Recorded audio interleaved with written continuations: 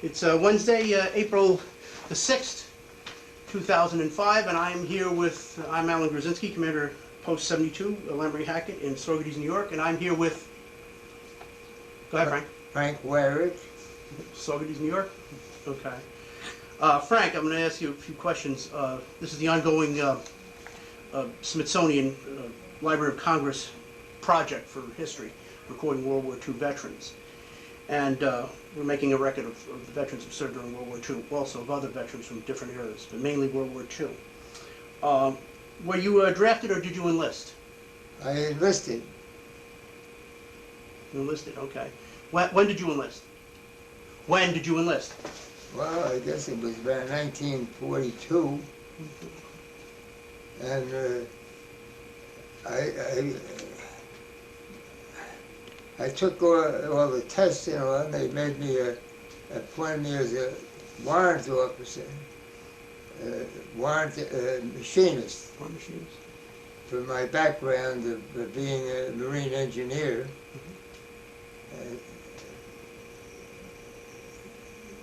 Now, what do you want me to say now? So no. So you had previous sea experience, right? You had previous seagoing experience. Yes. Merchants. I was a marine engineer. Okay.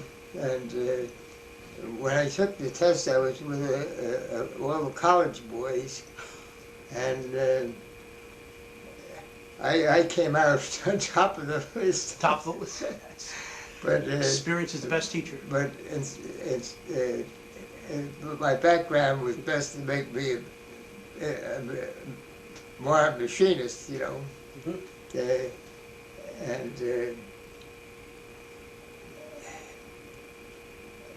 Then where I was working, when I asked for active duty, the company I was working for, Ragged Towing Corporation, kept killing it some way, you know, because I was needed. I was needed there. And finally, I told them, "Look, I want to go on active duty, and if you don't let me go, I'll quit your job anyway." So finally, they knew that I was going to go in active duty. You were older than most of the. You were older than most of the recruits yes, at the time. I had a daughter several years old, and I was around 30 years old, much older, which turned out to be very good over the course of my service in helping the younger men, and I think I was a good influence in that sense, you know. Yeah. So, want me to keep going? Oh, yeah, sure. Keep going, yeah. Well, when I finally got orders, it was to go to USS Niagara, wherever she may be, and I proceeded and report to San Francisco, California, for further transportation to the USS Niagara, which is out in the South Pacific. And it's interesting, I have here the transport ship that took me and a lot of troops and officers to, were going out towards that in the South Pacific, was the USS Botanico. Okay. That's a name taken from a place right near Henderson Field by Guadalcanal. The ship was named for that field, that area. And I knew the ship because it had run aground on Welfare Island. And I seen it at that time, and I recognized it immediately. But so that was the ship's paper, the bullhorn? And that was the ship's paper, the bullhorn. And it had all in here about the christening of it and everything. So Frank, you never went through like boot camp or anything. They made you directly an officer. Yes, warrant officer. Warrant officer, yeah. right. So, And I was waited some time in San Francisco till they got this transportation. I made friends with a lot of other officers that were waiting for the same thing. So I got aboard the Botanico and we left San Francisco, and I would hear on the loudspeaker report for shots and do the different ones. So I went to, there were a lot of doctors on board, and I went and asked them, what is all this about? And I said, well, didn't you get your inoculations? I said, no, I never had they shipped me right out, no inoculations, no nothing. Well, they started me on that, and then we kept going to New Caledonia, non-stop. And when we got there, they sent me right up to get, oh boy, they shot me with everything because I hadn't had any shots for anything. But there was an oversight of some sort, but they got me straightened out on that. And the vessel I was going to, the Niagara, I was just a couple days away from being aboard when she was sunk by Japanese airplanes. So they sent me to Tulagi, which was right across from Guadalcanal, for further assignment. And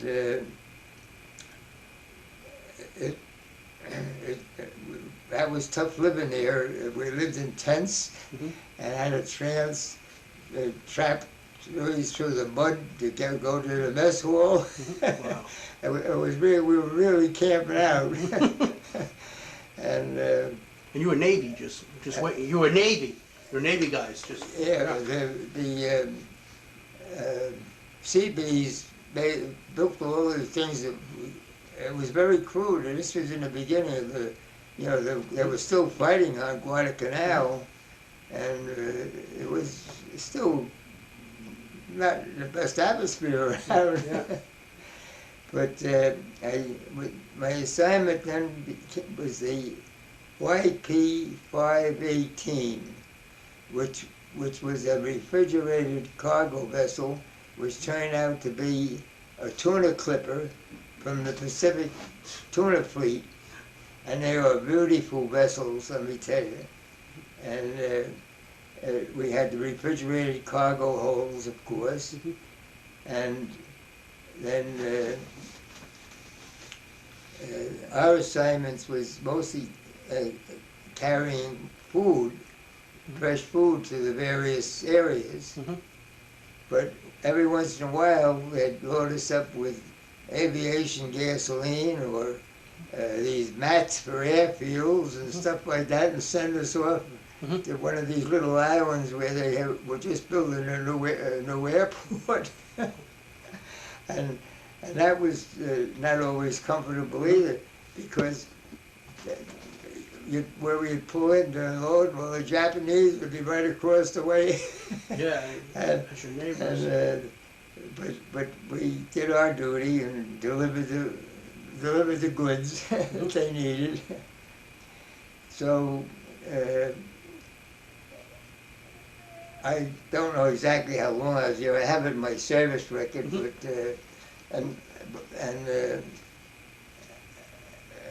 eventually I was reassigned. They needed a fleet tug. It was a World War I fleet tug. It's a steam tug, and they're not like tugboats you see around New York Harbor. They're immense. In fact, this is a picture of the crew of that tugboat to give you an idea how many men are aboard. Quite a few. Okay. Seagoing tug, right? You got it? Yeah. You're seagoing, right, Frank? It was a seagoing tug. Seagoing. Oh, yeah. yes. Oh, definitely. And they call them fleet tugs. and it seemed they pulled me out because they seen I was a tugboat man from New York. So I was assigned as chief officer, engineer on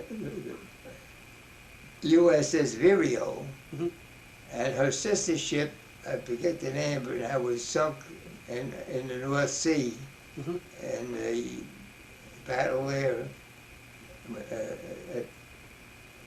when they were landing, making a big landing. But in any event, I got aboard the USS Vireo, and our job was everything. We did everything. When there would be an invasion, we would go along to any ship got disabled or anything, we would have to tow them out of the action and so on. Then when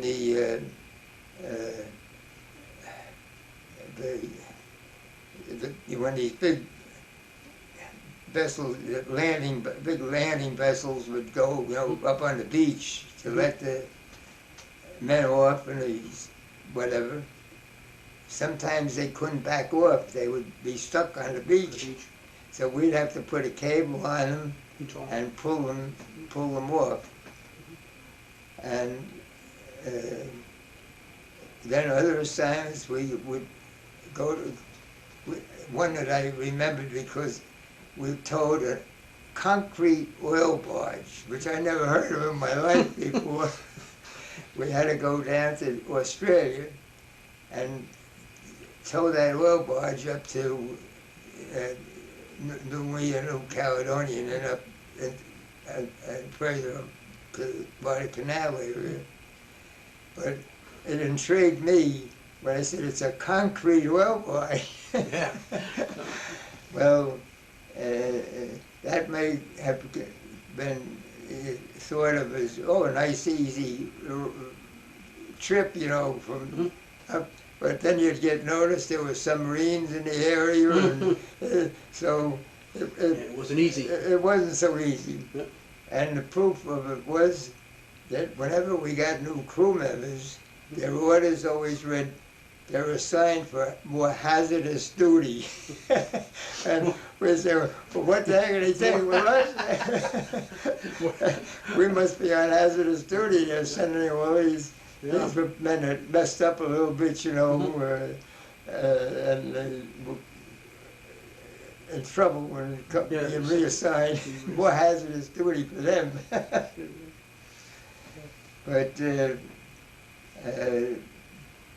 it was very interesting. There was at one point,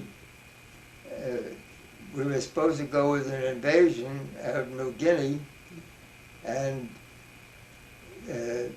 we had main bearing trouble, and all the chief petty officers said, we can't go, with the bearings like this.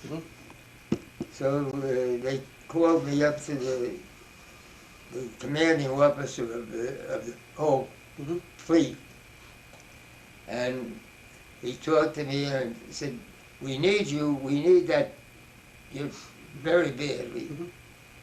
And what is your opinion? I said, well, I'll tell you what my opinion is. We can go. And I said, I know, because I've had the same experience before with main bearings, and we kept running until we could get in for repairs. Well, he said, I'm taking your word, how you say, and you should know, we're going to send you out. Well, I don't think some of the crew wanted to go, Well, we made the invasion and came back and then went in for repairs. And it all was no problem because I had gone through this before, you see. Your tugboat, was it 2 screws? On the tugboats, yes. Was it 2 propellers? 2 propellers or 1? The this was one propeller, yes. And it had a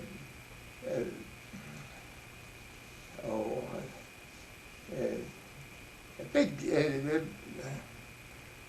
it was a double boilers, you know, it was a heavy steamer, Right. big triple expansion engine, Mhm.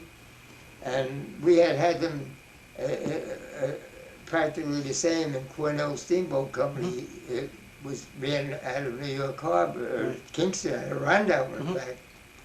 They had the same type engines in some of their big tugboats that went on the Hudson River. So anyway, I always was quite pleased, and I got a commendation of some kind. I don't know where they were, because we made the trip, which they really needed us. And the captain, who was an old Navy man, he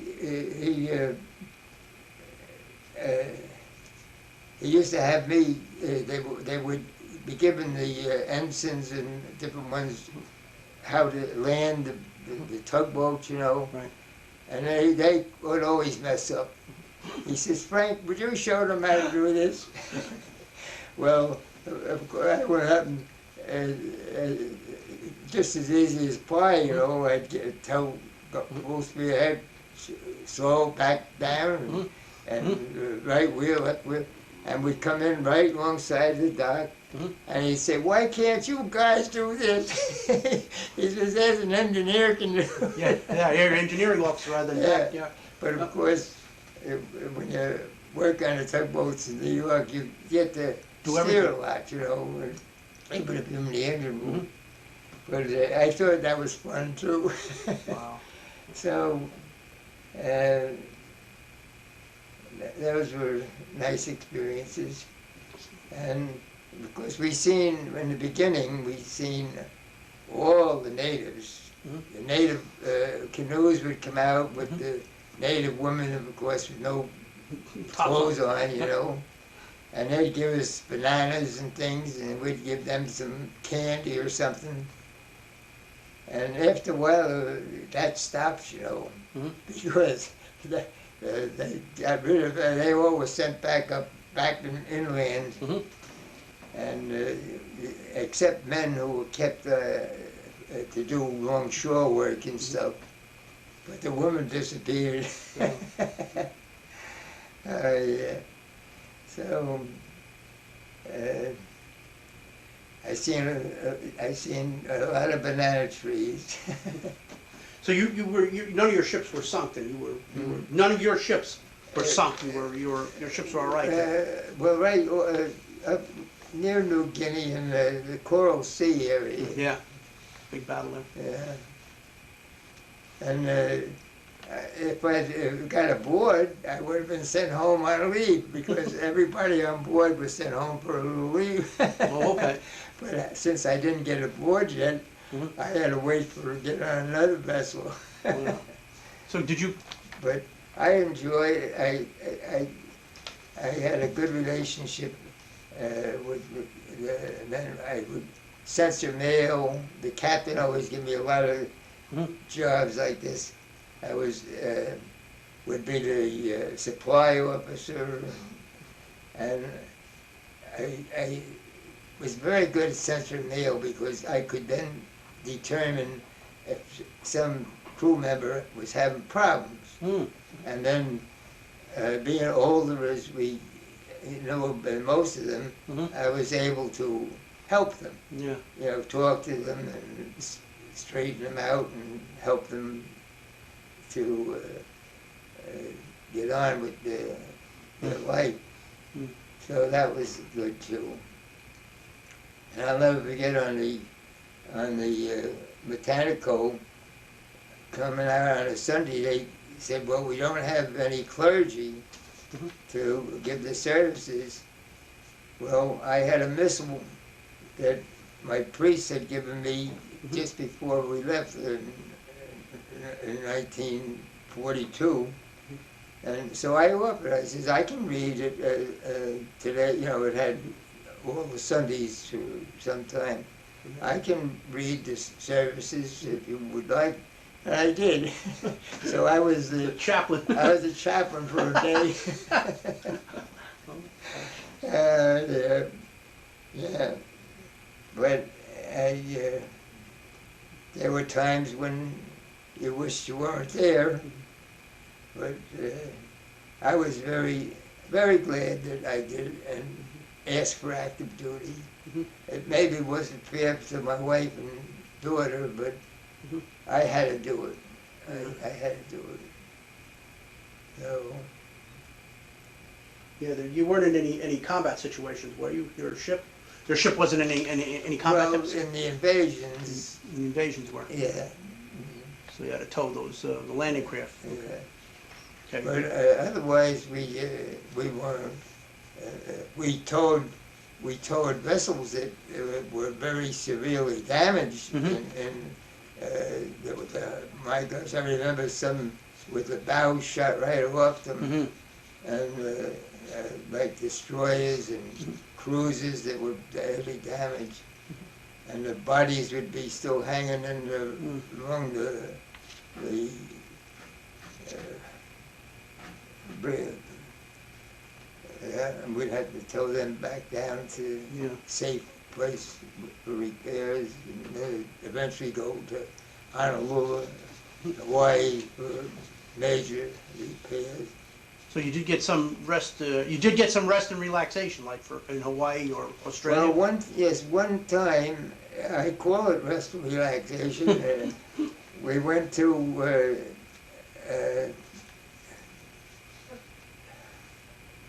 New Zealand, but we really were going because we had to be hauled out and have the rudder needed repair, and there was some underwater repairs had to be made.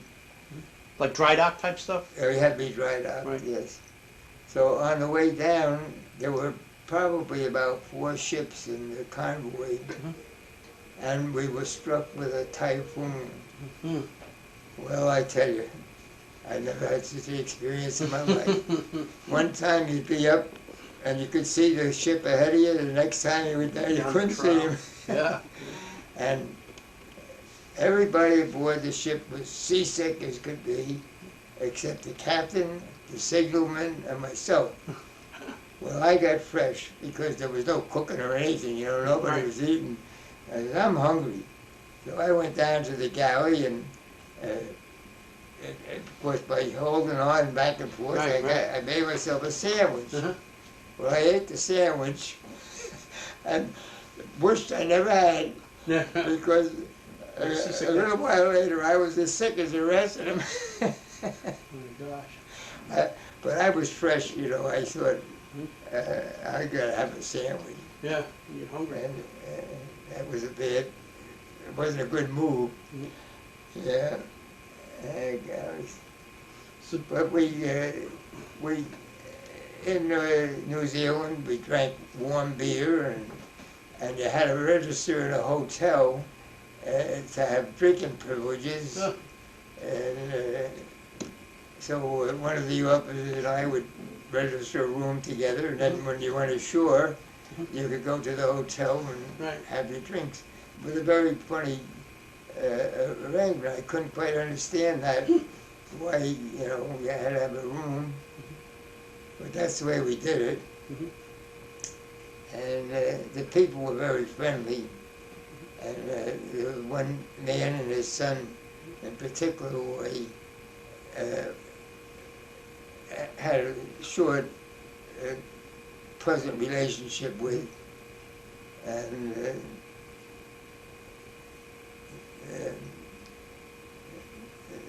so that was our relaxation, and out of there and back to work. So where were you when the war ended? When Japan? Well, I was in that same general area because I spent most of my time from Noumea, New Caledonia, which was only that was not a war spot, but it was like quite a ways below Guadalcanal, Tulagi area. So we mostly worked out of Tulagi, It's an island off Guadalcanal. And we'd go to all the islands, as they were going from one of these little islands to the other, you know. And most of the time I was there. And then on the tugboat the same way. We did go out to the very end of New Guinea. I think it was a port called Weierich, where I had the pleasure of not meeting him, but seeing his PT boats. That was MacArthur's? Former president. Kennedy. Kennedy. Kennedy, Yeah, they were based, their T-boats were based there, and I was going to ask you that. in Weierich. So little did we know, one of those guys was going to be president. Amazing how history Yeah, is. and that was our duty too, because when we went out on Botanical, when we crossed the equator, we were all made shellbacks, right. and that was quite a ceremony. They really did it. And then when we were going back and forth by New Guinea, we were crossing the equator all the time. It seemed we were right on the line, you know. So we'd be going back and forth across the equator, but no ceremonies. Did you keep in pretty much touch with your wife and daughter? Much. Did you keep in touch with them, your wife and daughter, on the ship? Did you have a chance for V-mail to? Did you keep in touch with them? Did you keep in touch with your wife and daughter? Oh yes, yes. With that V-mail? whatever is it email? V-mail. Emails and stuff today. And they sent me. My daughter always. Oh, good. You know, my wife and daughter always did. And in fact, I have somewhere some of the old email letters that I saved, which. Oh yes, we. Yeah, I know. I could see some of this over there in your pile there. Some looks like some mail. There's something interesting, I think, is that Kingston Freeman, when the Niagara was sunk, there's an item, my picture, and an item. Is that you, Frank? Huh? That's you, right there? Yes. Yep. Yeah, can you hold it up for? We'll see for the camera. Yeah. Let's try and zero in on it. I'm doing this. This is my. This is in the Kingston Freeman. Okay. When the Niagara was sunk, and they thought I was aboard already. And they were, but then I got word to them that I wasn't, and I get a kick out of the paper because it has all the stores that were business and prices are a lot less than today. They are there anymore. Frank, if I may interject, your uniform, you were Coast Guard or Navy? Was it? You were Navy. Okay. Navy.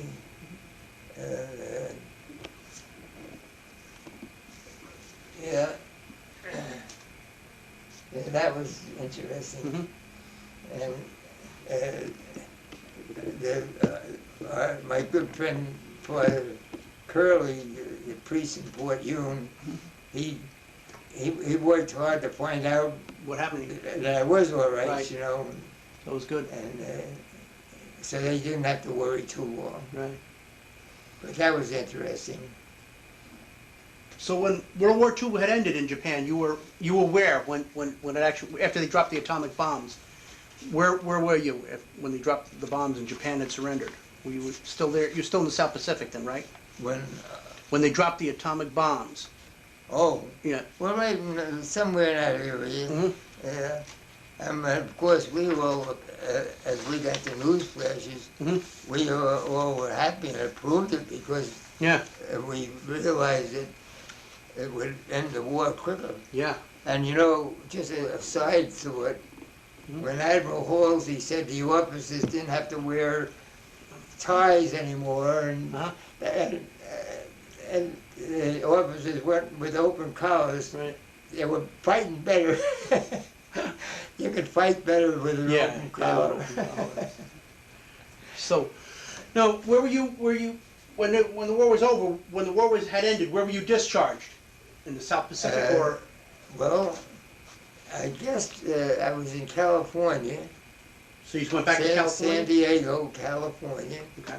And I was sent back there. I had my points in, as they called Right. it in those days. So they shipped me back to San Diego, and well, not that I wanted to go. They sent me to the hospital there. A lot of us, they said, well, you've got fatigue, battle fatigue. You know? I said, well, I don't have anything wrong with me. All you have to do, I want to get to see my wife. Yeah, we'll get home.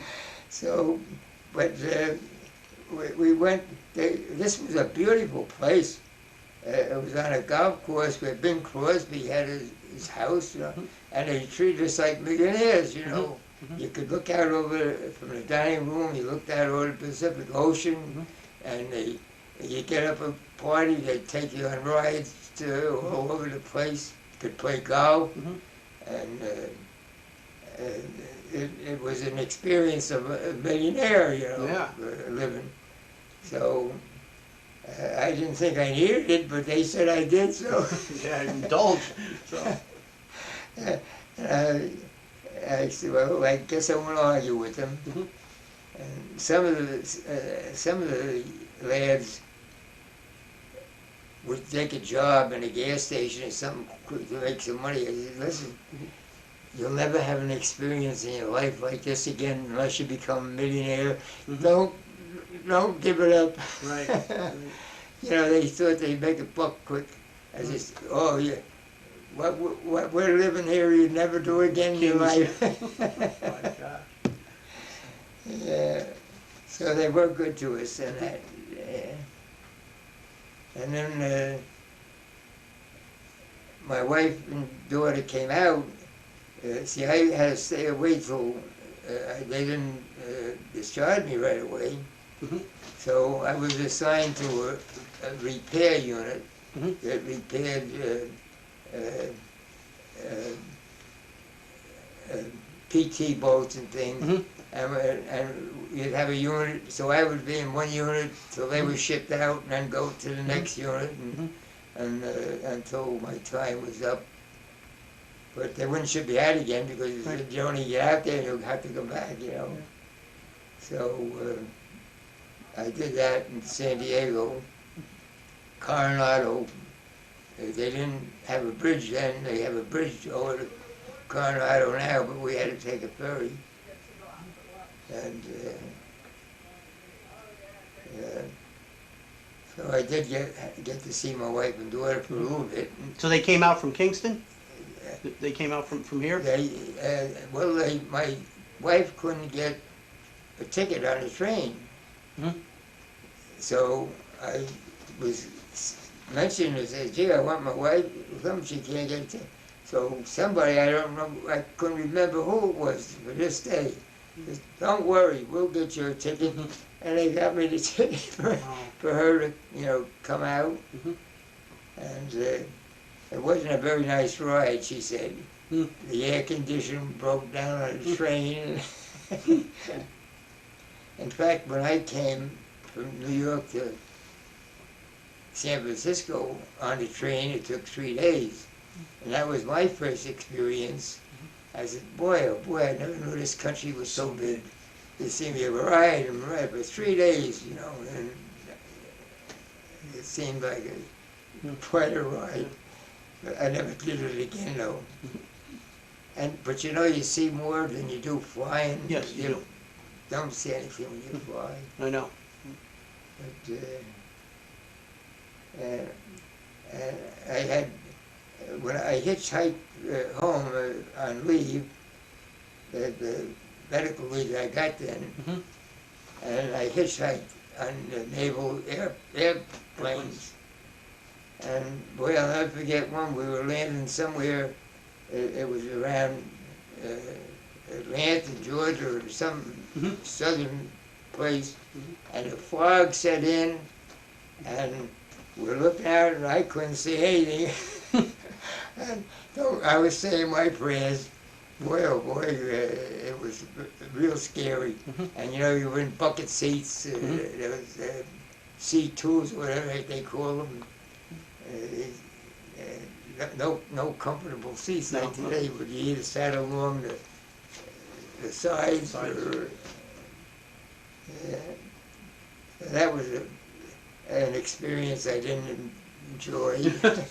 Just Being up in the air and can't see where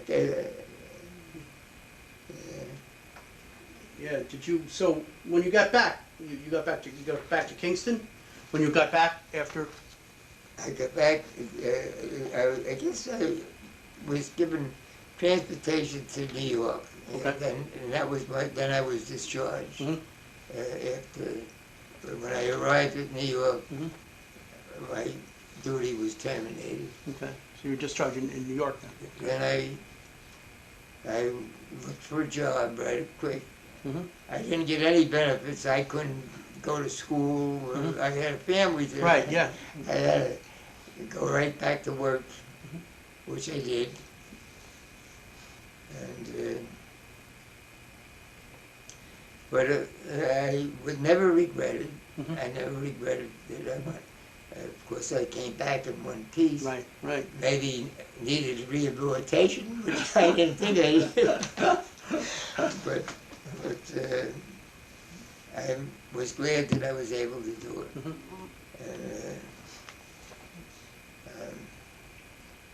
But war, I pray for peace. Why we have to have always a war. It's no good. Human condition, Frank. It's the human condition.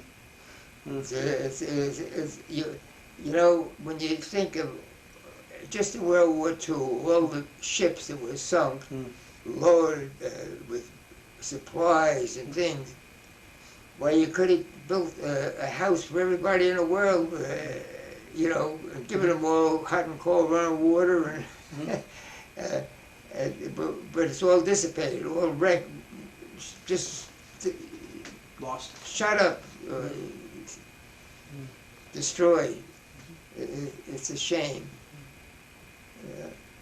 So Did you ever keep in contact with anybody?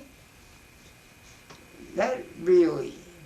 I've always watched the American Legion magazine for those Reunions? reunions, but there were never any from either of the ships I was on. So I never did get back. And of course, most of the men that I knew lived out in California and all, you know, who I was served with. Right. And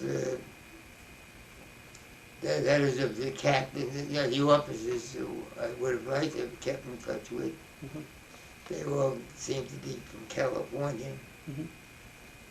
So I really just went my way and back to a normal life. Yeah. So you went back to tugboats? Oh yes, yeah. And I never had any trouble getting a job.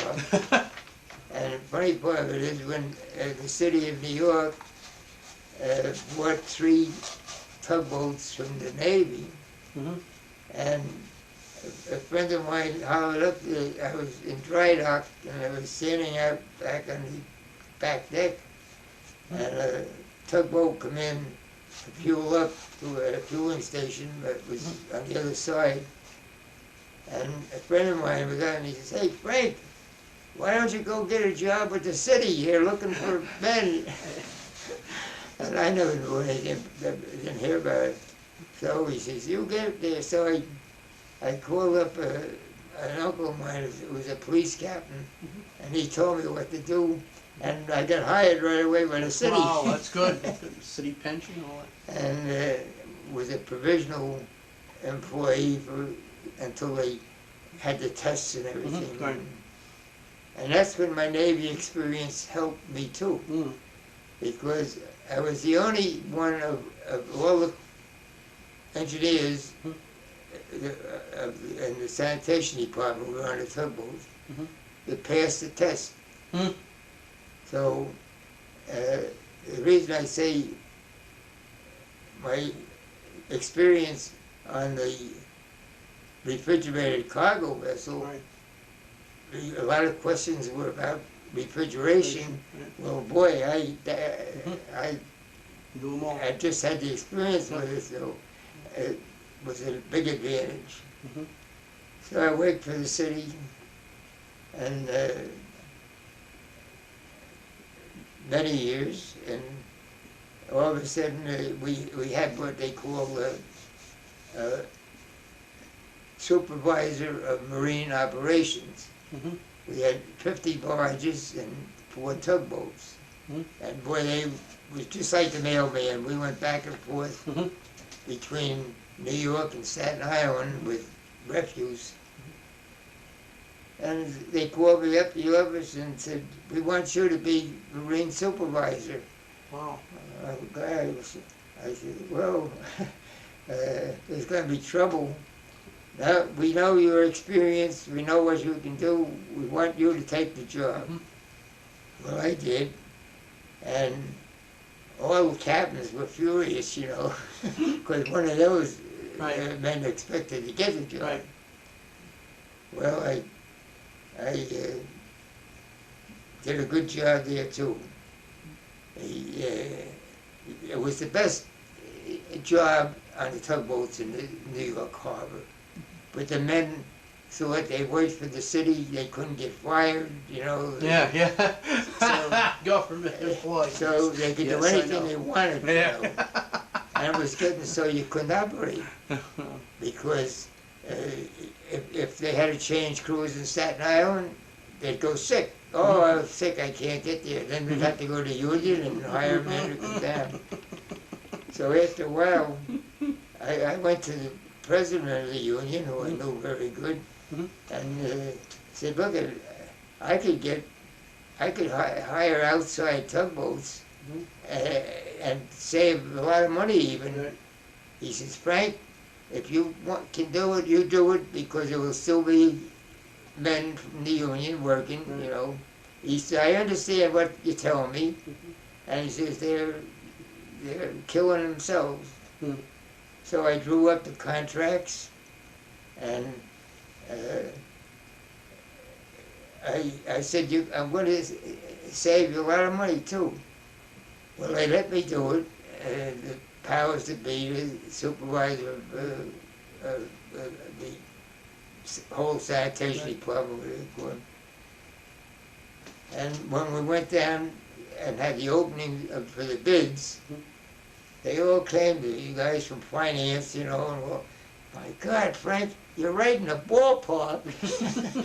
Well, it was easy for me because, You've done this. well, I knew how much I could hire a tugboat for from outside, and just multiply that by 6 or 7 days a week, and through a year, and you know. So, well, we made it, and the men never thought it could be done. We had just bought 2 brand new tugboats for $500,000 apiece. But this isn't on record now. Yeah. We're recording you. Yeah. So. So the men said, "I'll never do it," you know. Well, we made a changeover, and in that contract I had everything written. Like, they had to come to work Monday morning, fueled up, full of water, grub, no stopping. They worked Mhm. for the whole week. I didn't want to hear anybody saying, "We have to get grub, we have to do this, we have to do that," you know. Well, it was a contract that was good for, you know, God, we had no more trouble. Mhm. Monday morning, the tugboats would report from, I think Moran was the first company that got the bid. Moran and McAllister both had it at different times. And everything was Worked out. worked out. So your experience. If one time at 52nd Street, Brooklyn, do you want me to say these things? Yeah, go ahead, we got a few minutes. A barge was full of maggots. Uh-huh. So, excuse me, the crew of the tugboat, the private tugboat, didn't want to tow it. Oh, So I had to go over, and by the way, I had a chauffeur and all. But, so I went to 52nd Street, Brooklyn, and I said, Cap, what's the matter? I knew all the men, you know. I said, why aren't you towing this down? Oh, they won't go on the deck. And I said, well, why don't you get your hose out, and all you gotta do is keep Close down the hosing it off. And, I said, okay. So I went in the office. This was an loading station where you dump the garbage from the trucks onto the barges. Right.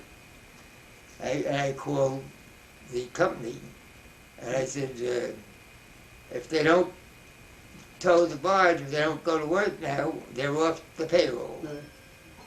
Well, about 20 minutes later, the captain comes and said, we'll tow them. They called them right back on the radio and said, you better tow that barge. So your Navy experience did all work? Yeah, all they had to do was hose it up. But the men, you know, men are funny. Sometimes they don't want to. You got to go over and above the rule sometimes. Another time, the captain or the office calls that they can't get over to Plant 2. They can't get under the bridge.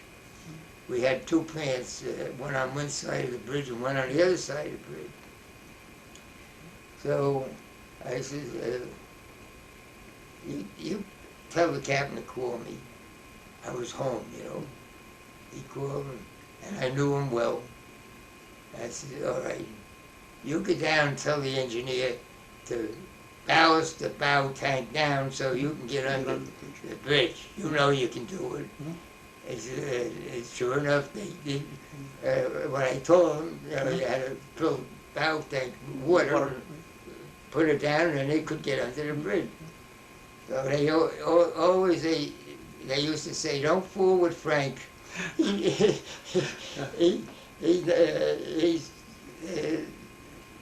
won't beat him, that's what they used to say. But I loved my work. I loved my whole life, all my work. I loved it. So. And like I say, the experience of being Yeah, the Navy. in World War II was, there was so much I could tell you.